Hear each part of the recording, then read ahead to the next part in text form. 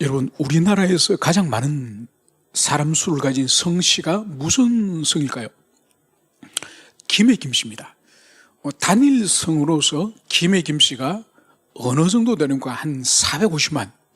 우리 국민 10명 중에 1명이 김해 김씨라 할 정도로 그렇게 많은 수가 김해 김씨인 거죠. 여러분, 그러면 또 하나 물어보겠습니다. 고려시대 때 가장 오늘날 김해 김씨처럼 가장 많은 성을 가진 사람이 누굴까요? 개성왕씨예요. 그리고 왕건이 개성에서 뿌리를 내리고 거기서 도읍을 정했지 않습니까? 개성왕씨가 오늘날 김해 김씨처럼 가장 숫자가 많았습니다. 그런데 오늘 개성왕씨는 전 인구의 2만에서 3만밖에 되지 않아요. 왕씨가 없습니다.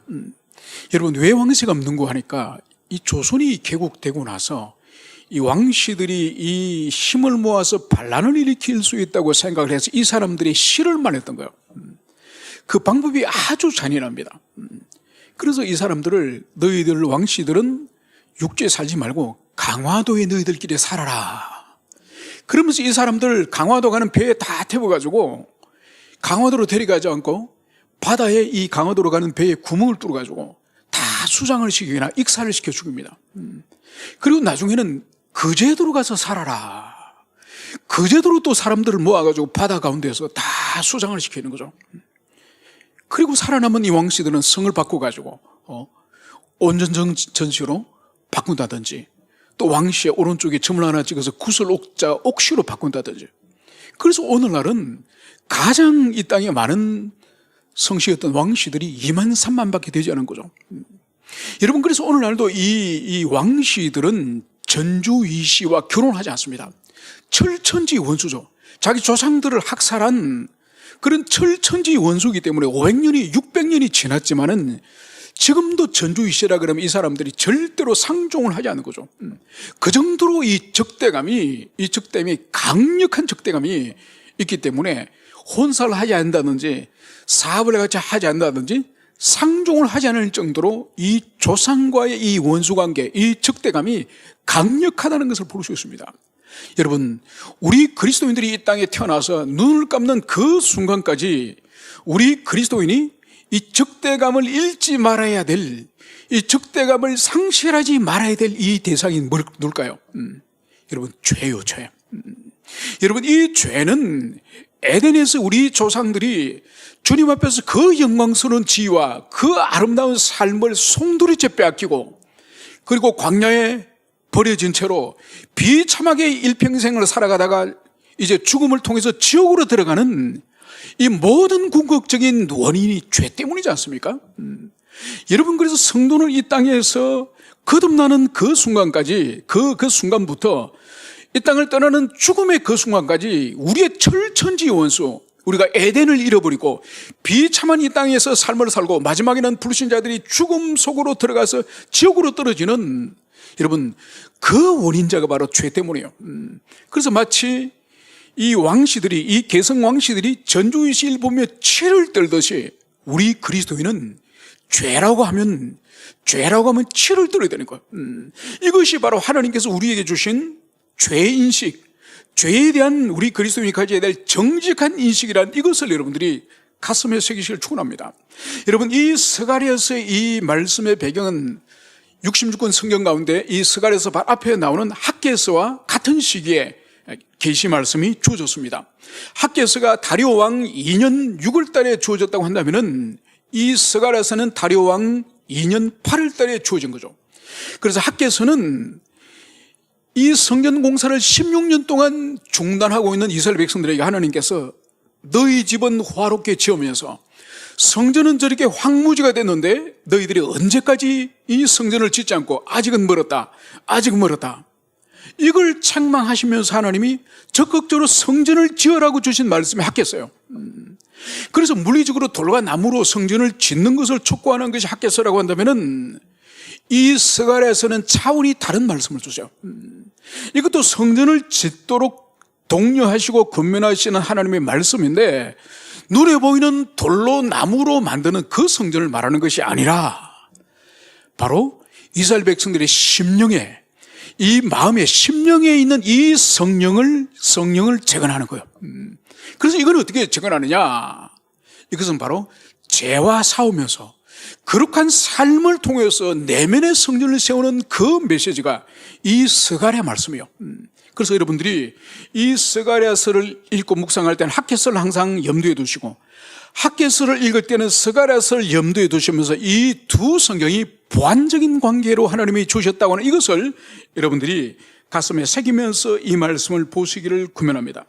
자, 이제 본문으로 들어오면은 오늘 8개의 환상 가운데 오늘 우리가 살펴볼 것은 이 5장에서는 6번째 환상과 7번째 환상, 이 두 환상을 우리가 오늘 살펴보고자 합니다. 먼저 오늘 6번째 환상에 먼저 들어가면은 내가 다시 눈을 들어본 적 날아가는 두루마리가 있더라. 오늘 스가랴가 다시 눈을 들어서 보니 하늘로 날아가는 두루마리가 있다는 거예요. 여러분, 두루마리 우리가 잘 알다시피 고대 시대 때 문서를 작성할 때는 아직 이 동양에 있는 이 종이 그 발명이 이제 유럽으로 아직 건너가지 않았죠? 아시아로 아직 건너가지 않았죠? 그래서 이때는 파피루스라든지 양피지에 이 문서를 기록하지 않습니까? 그래서 보통 그것은 이 두루마리는 말아서 봉인 상태로 보관합니다. 그리고 볼 때 이것을 펼쳐서 그렇게 보는 거죠. 이것이 일반적인 형태입니다. 그런데 오늘 선지자가 눈을 들어서 보니 두루마리가 하늘로 날아가는 거예요. 여러분, 저는 이 부분을 보면서 마치 이 신바트 모임에 보면 신바트가 이 양탄자 카펫을 타고 하늘을 날아가지 않습니까? 여러분, 그것처럼 이 두루마리가 하늘로 날아가는 거예요. 여러분, 보통 두루마리는 크지가 않습니다. 보통 한 3, 40cm 정도, 그리고 폭도 그렇게 길지가 않아요. 그런데 오늘 천사가 오늘 스가랴에게 네가 무엇을 보느냐, 이 질문을 2절에 할 때에 오늘 스가랴가 다시 대답을 하면서 날아가는 두루마리를 보나이다. 날아가는 두루마리를 보는데 이제 더 상세하게 이 스가랴가 관찰했습니다. 그 길이가 20규빗이요 너비가 10규빗이라.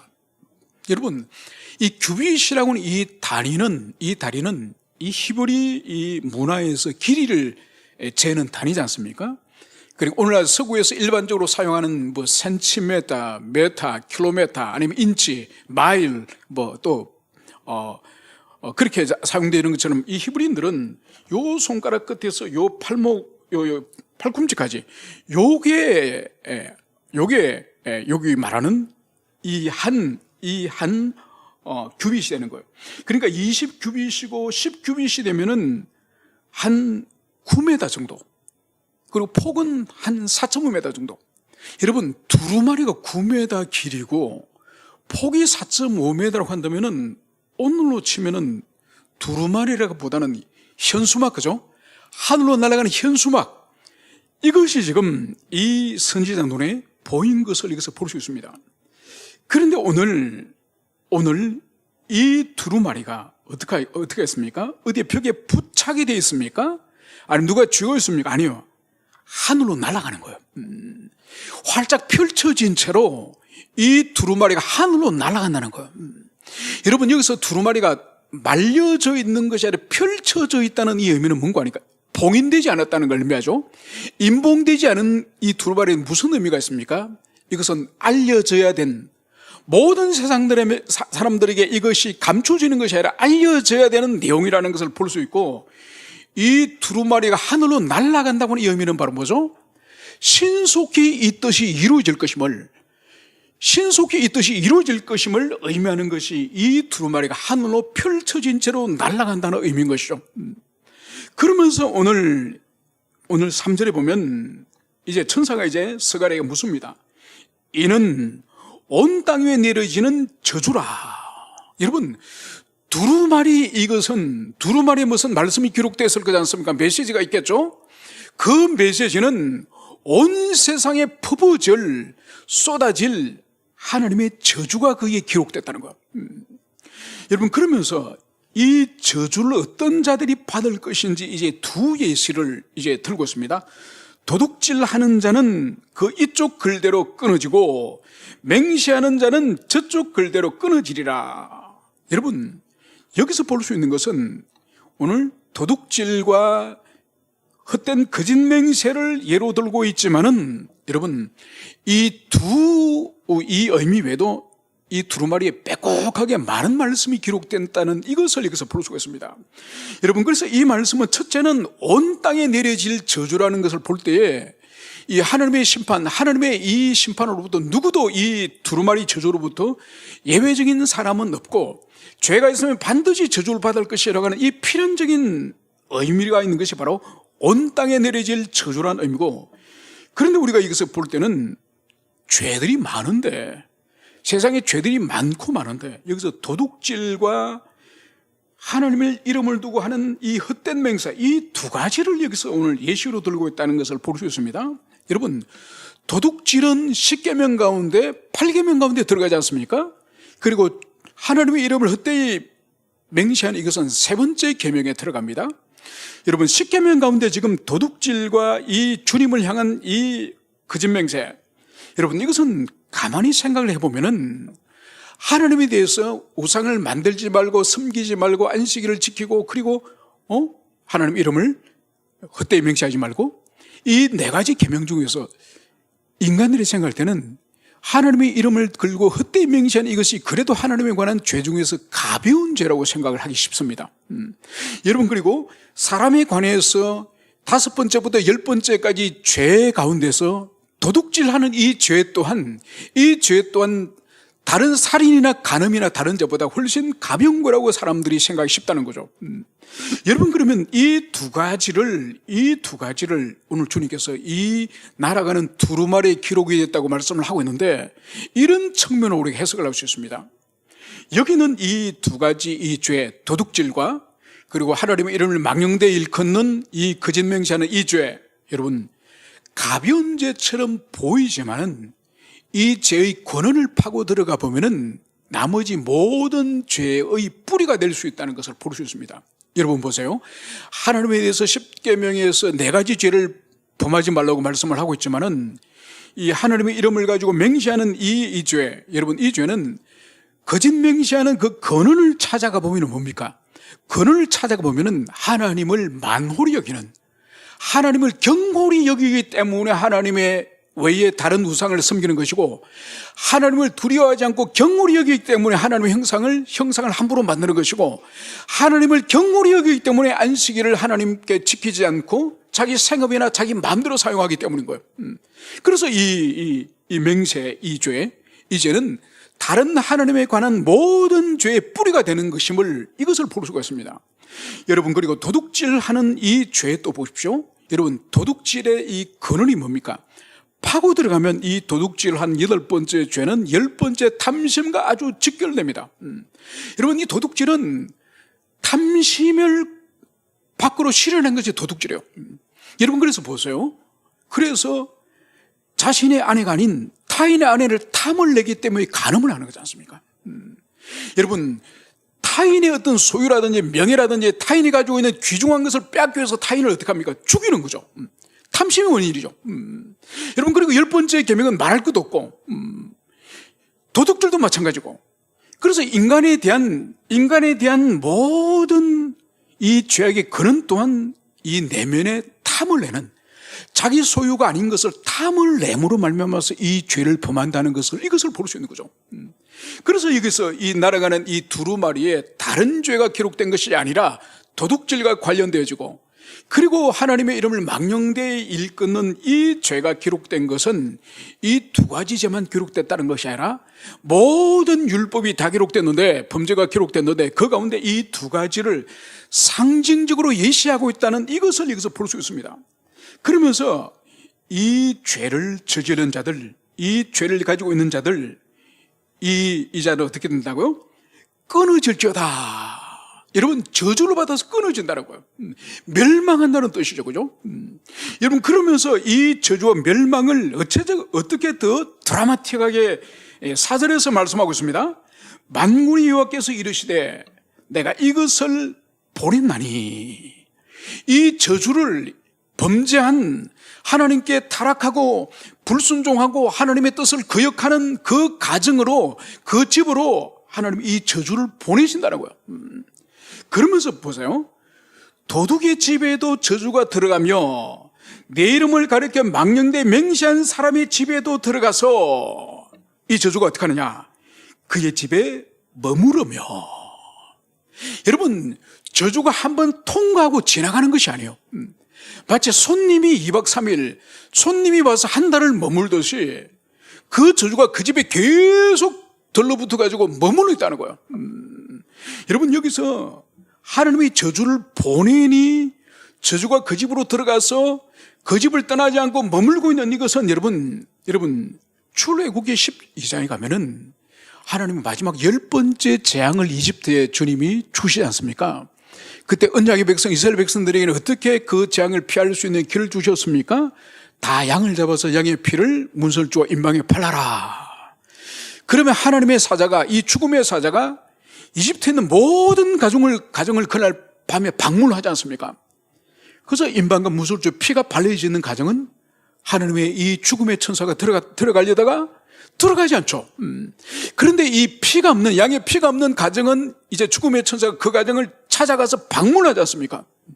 그래서 그 가정에 짐승이나 사람의 초태생을 다, 생명을 다 거두어 버린 거죠. 여러분, 마치 그것을 예시하듯이 이제 이 저주가 그 집에 들어가서 그 집에 머무리냐. 여러분, 이 머문다고는 이 동사는 지속형을 드러내는 거예요. 저주가 그 집에 계속 들러붙어 가지고 그 집에 되는 일이 없도록, 계속 불행과 계속 저주스러운 일들이 계속 그 가정에 일어나도록 이 저주가 그 집에 눌러붙어서 머문다는 것을 여기서 말씀하고 있습니다. 그래서 어떻게 하느냐? 그 집을 나무와 돌과 아울러 사르리라 하셨느니라. 여러분, 보통 히브리인들이 그 당시에 집을 지을 때는 돌과 이 나무로 집을 지었지 않습니까? 그래서 이 집을 다 불태워버리겠다는 거예요. 여러분, 이것은 뭘 의미하는 거니까?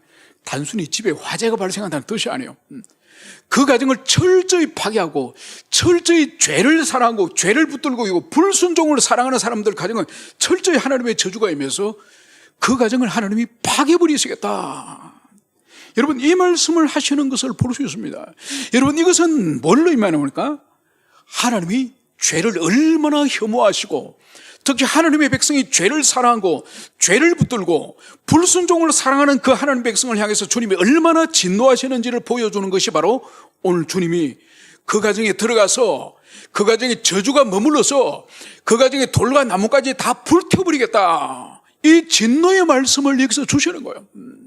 여러분, 그래서 제가 설교를 시작할 때 성도에게서 이 죄인식, 죄에 대한 인식은 마치 이 전주의식을 향해서 이 개성김씨가 적대감이 500년이 지났는데도 적대감이 그들에게 사라지지 않는 것처럼 우리 성도는 이 땅에 거듭나는 그 순간부터 우리가 천국을 떠나는 그 순간까지 우리는 죄에 대해서는 부들부들 떠는 이 적대감을 가져야 돼요.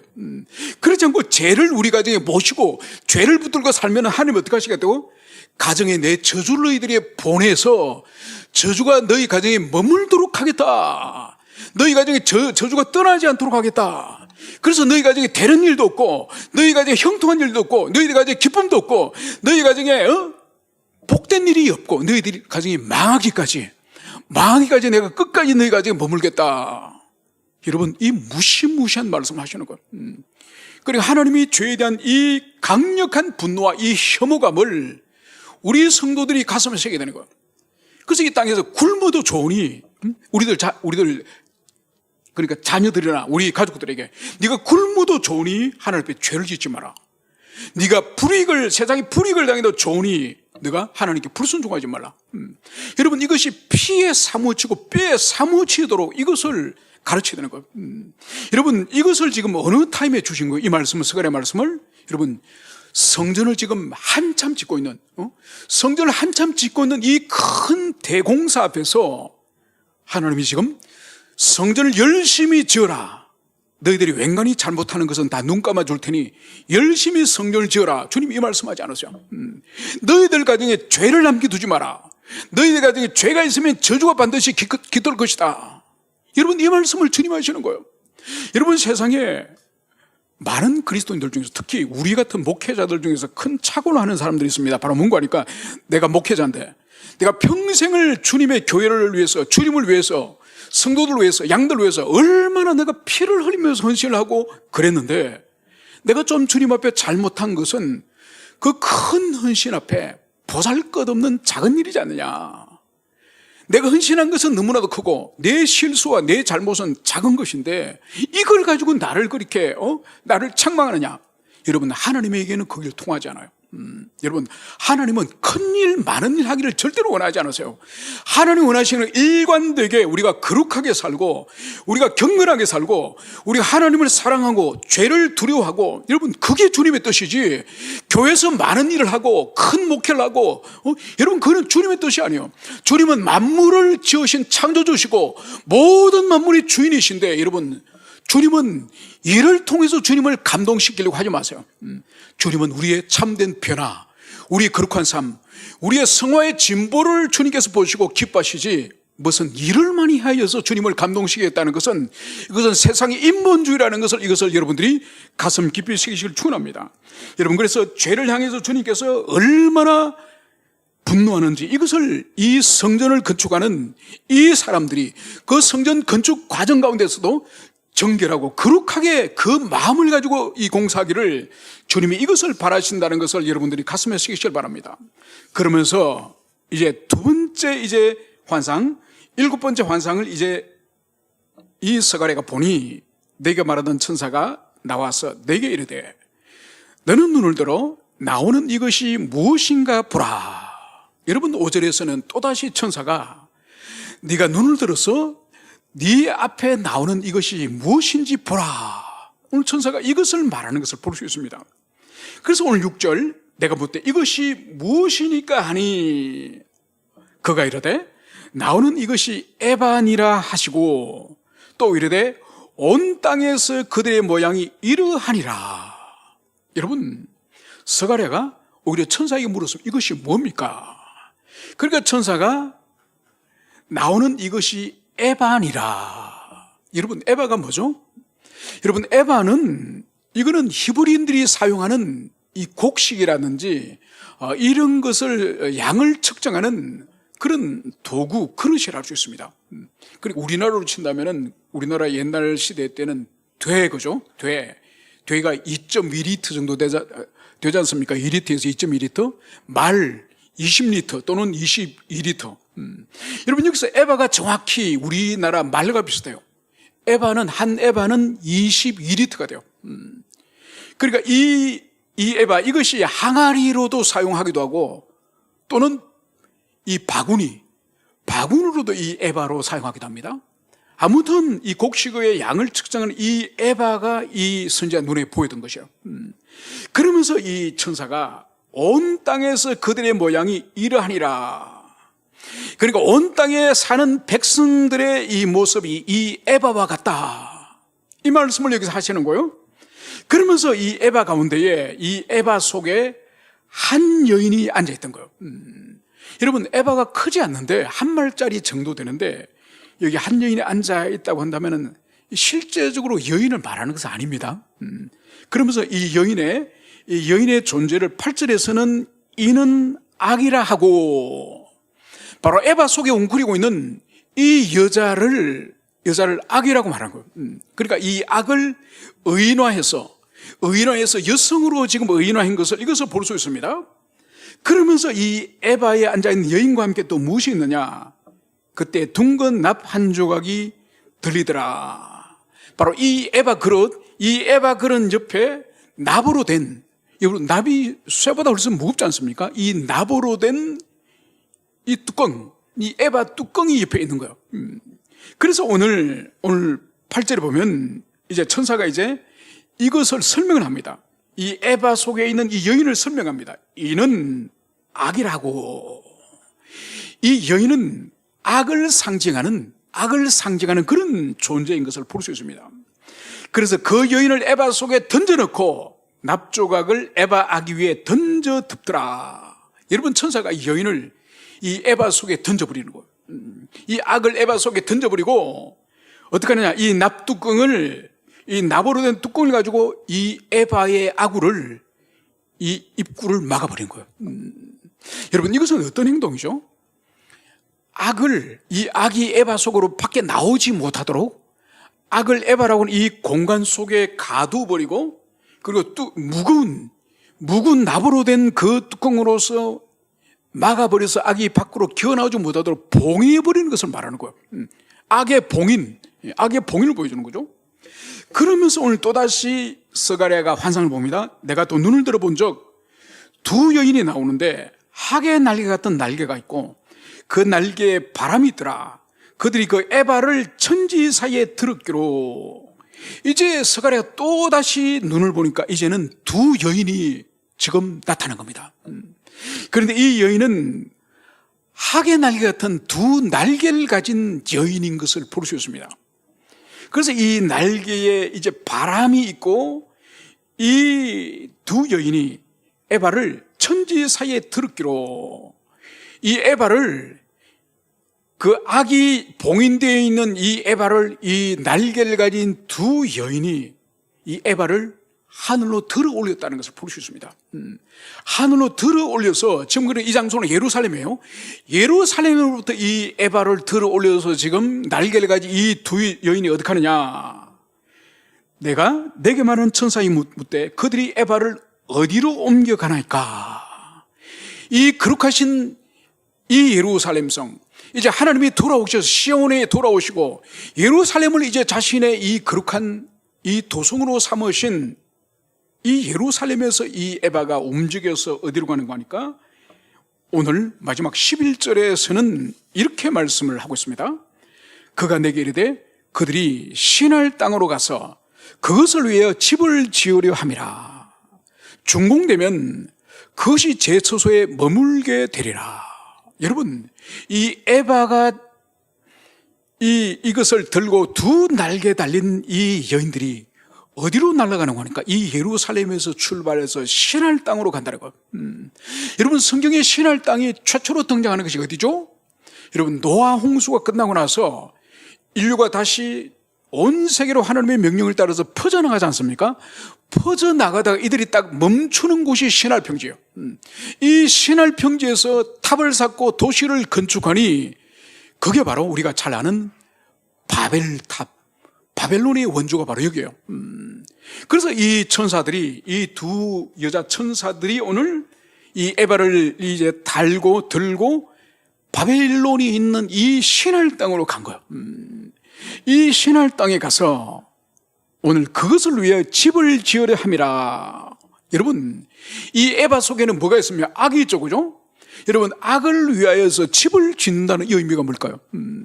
여러분, 그래서 이것을 사람들이 마치 이 두 천사가 이 악의 존재를 위해서 집을 지어주는, 즉 이 우상에, 이 악의 화신인 이 우상에 대하여서 마치 우상의 신전을 짓는 것처럼 이렇게 해석을 하기도 합니다. 그런 뜻이 아니에요.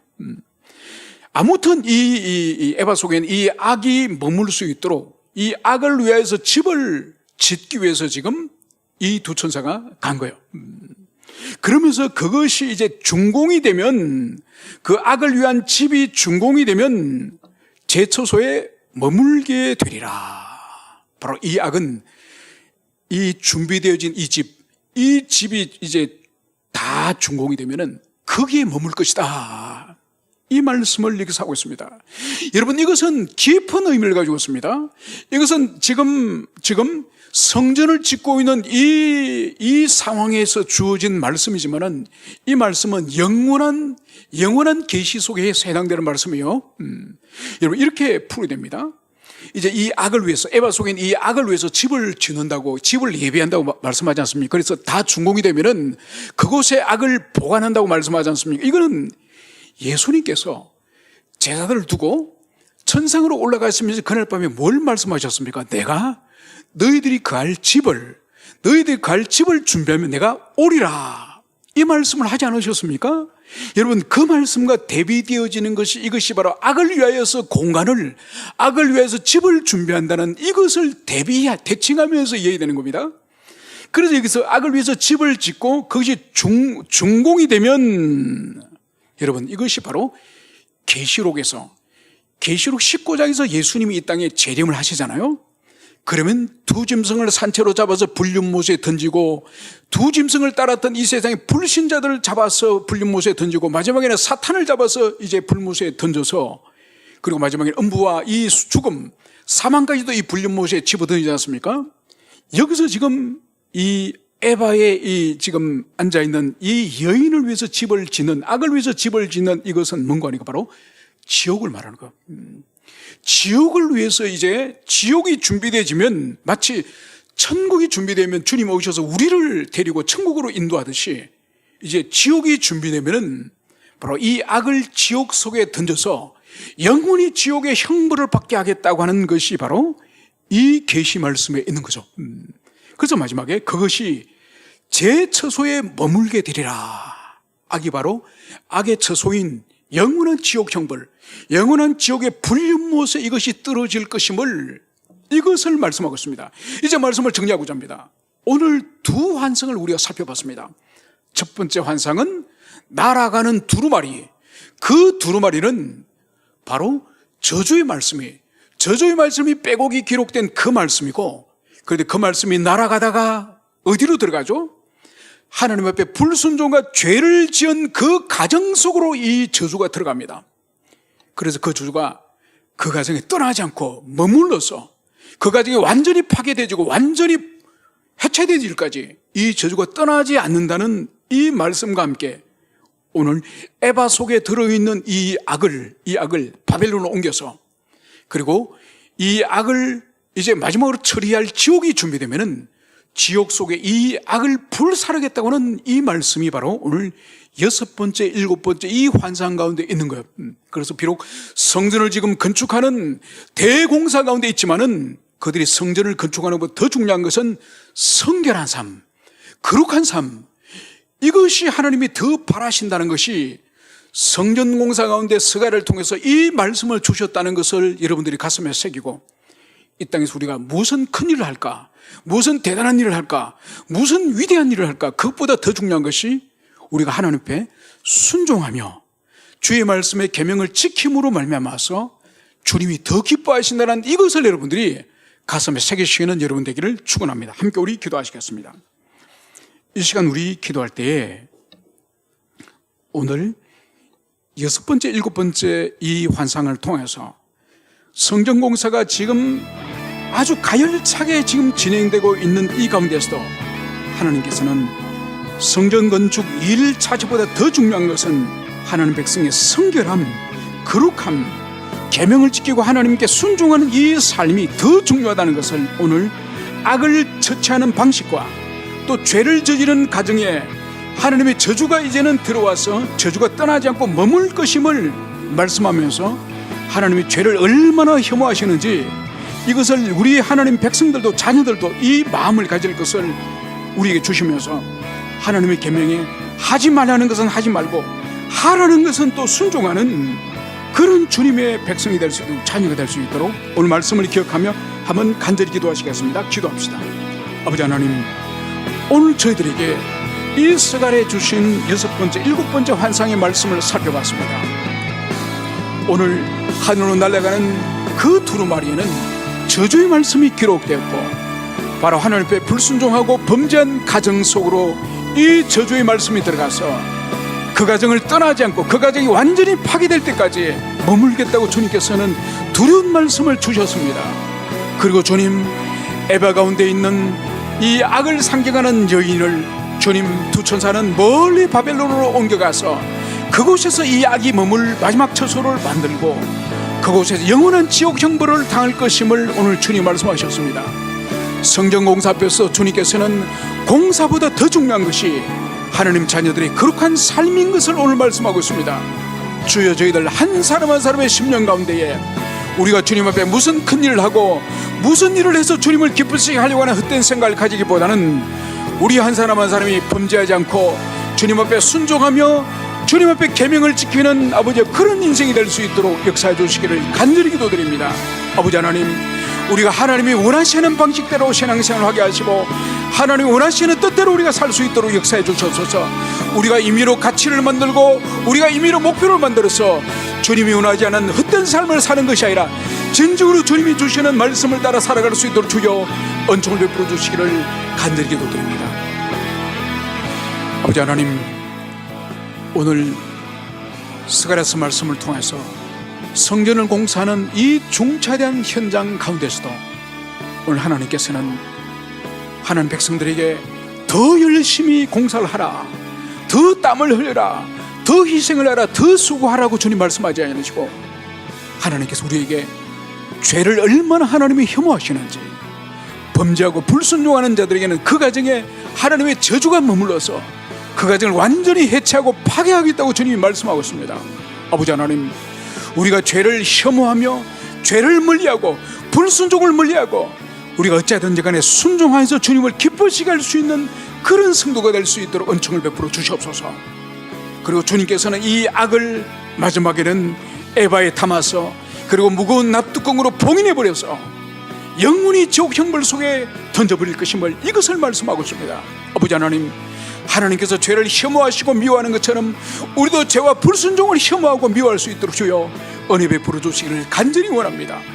그래서 주님께서는 더 큰 일과 더 많은 일을 바라시는 것이 아니라 우리가 더욱더 성결하고 거룩하고 온전한 성도가 되기를 원하신다는 것을, 이것을 우리가 가슴에 새길 수 있도록 주님이여 은총을 베풀어 주시기를 간절히 기도드립니다. 참으로 감사를 드리며 거룩하신 예수님 이름으로 기도합니다.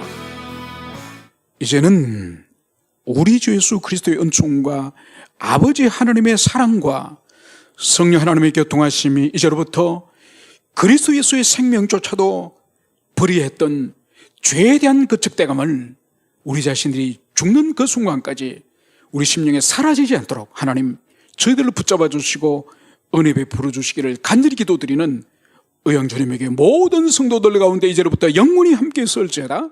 아멘.